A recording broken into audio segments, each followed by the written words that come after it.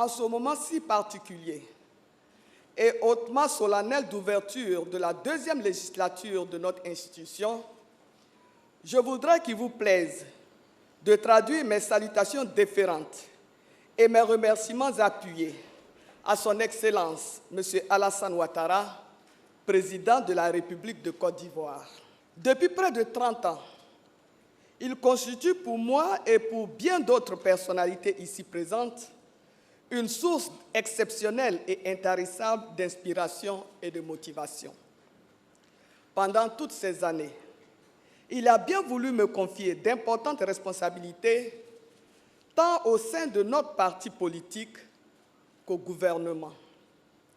La confiance qu'il m'a renouvelée en me nommant sénatrice, ainsi que le soutien qu'il m'a apporté à l'effet de solliciter le suffrage de mes pairs, viennent marquer davantage sa volonté constante de contribuer à l'émergence d'une nouvelle génération d'hommes et de femmes aux plus hautes fonctions de l'État.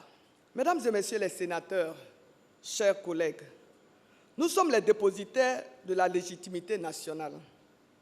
L'intérêt supérieur de notre jeune nation est au cœur de mon engagement. Je suis certaine qu'il est aussi au cœur de l'engagement de chacun et chacune d'entre vous. Le Sénat peut tant apporter à notre pays. Nous allons ensemble et solidairement en redonner la preuve éclatante.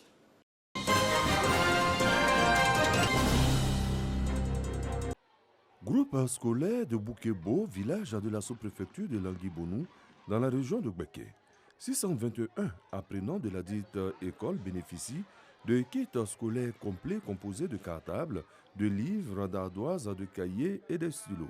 Des kits remis par le président du conseil régional de Gbeke, Jacques Assaouré Kounan, fils de Boukebo. Ces élèves sont issus des classes maternelles et du primaire. Ils reçoivent des manuels didactiques en cette période de rentrée des classes.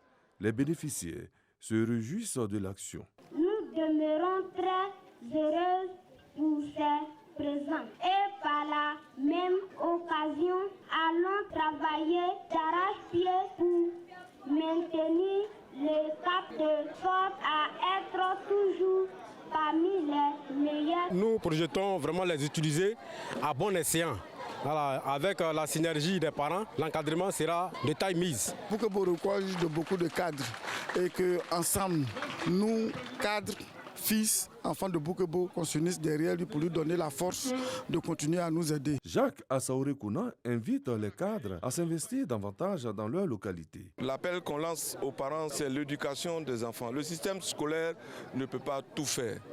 Nous, cadres de nos villages, de nos régions, nous devons soutenir ces fonctionnaires de l'État qui se consacrent corps et âme à l'éducation de nos enfants.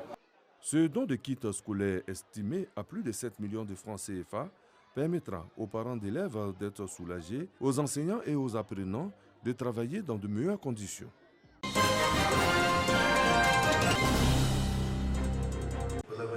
Définir le métier de disque jockey ainsi que les conditions d'exercice de cette profession en Côte d'Ivoire. C'est le double objectif de ce symposium des réflexions, suscité par le ministère de la Culture et de la Francophonie. C'est une profession qui est censée être dans l'informel.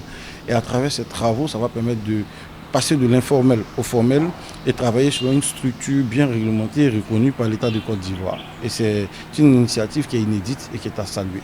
Qui était important pour des personnes qui animent la vie culturelle, qui sont très impliqués dans la diffusion et la vulgarisation donc, de notre héritage culturel, on puisse les accompagner dans la professionnalisation de leur métier, mais surtout dans l'estime et la considération qu'il faut donner à ce métier. Ces travaux rassemblent plusieurs acteurs du secteur et des institutions telles que la CNPS et l'UNESCO. Tous saluent cette initiative de valorisation du métier de DJ en Côte d'Ivoire. Cette profession, c'est un véritable pan de l'économie ivoirienne et on ne peut pas les laisser en marge de la prise en charge sociale. Ces professionnels sont des personnes qui exercent généralement la nuit. Donc, on a la santé, sécurité au travail. Voilà comment est-ce que la CNPS peut faire en sorte que ces derniers-là puissent avoir une prise en charge. Le statut de l'artiste, c'est un élément important pour nous, pour que les artistes en Côte d'Ivoire puissent vivre dans des conditions meilleures, puissent être formés et puis vivre de leur créativité. Deux grandes thématiques ont ponctué les travaux. La première a statué sur les conditions d'exercice du métier de DJ et la seconde a porté sur les droits et obligations de ces acteurs culturels.